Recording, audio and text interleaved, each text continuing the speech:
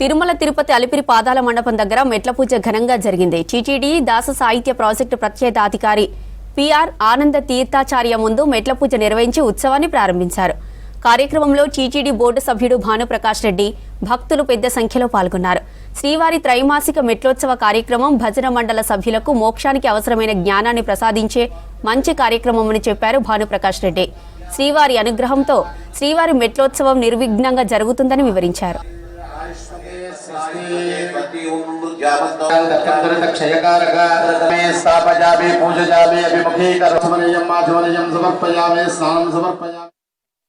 వెంకటేశ్వర స్వామిని స్మరించుకుంటూ ఆ 7 కొండల్ని అలిపిరి పాదాల నుంచి మెట్లోత్సవంలో భాగంగా తిరుమల తిరుపతి దేవస్థానాల ఆధ్వర్యంలో దాస సాహిత్య ప్రాజెక్ట్ ఆధ్వర్యంలో వేలాది మంది భక్తులు ఈరోజు ఈ మెట్ల పూజలో కార్యక్రమంలో పాల్గొనడం జరిగింది. ముఖ్యంగా మహిళలు, మొత్తం వేలాది మంది మహిళలు, చిన్నారులు ఈ మెట్లోత్సవంలో ఈ పూజలో పాల్గొని స్వామివారిని స్మరించుకుంటూ ఈరోజు స్వామివారి దర్శనానికి వెళ్తున్నారు. వారికి కావలసినటువంటి ఏర్పాట్లన్నీ తిరుమల తిరుపతి దేవస్థానాలు ఏర్పాటు చేయడం జరిగింది.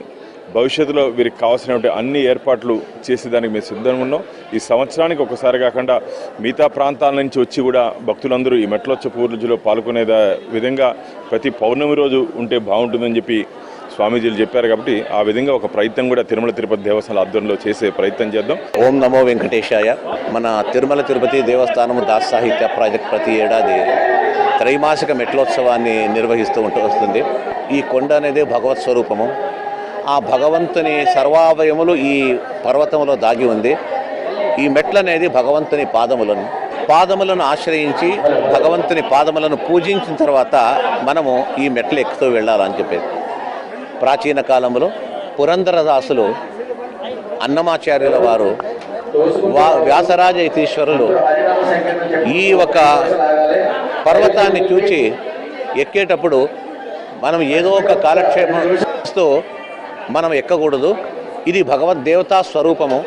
సకల దేవతలే, ముక్కోటి దేవతలే వృక్షరూపముగా, మునిశ్రేష్ఠులు మృగములుగా, పాషాణం నుండి ఇక్కడ ఉన్నటువంటి బండగా రాళ్లంతా కూడా యక్ష కిన్నరులు, గంధర్వులని, పితృదేవతలంతా కూడా పక్షుల రూపంగా ఉన్నారని, మొత్తానికి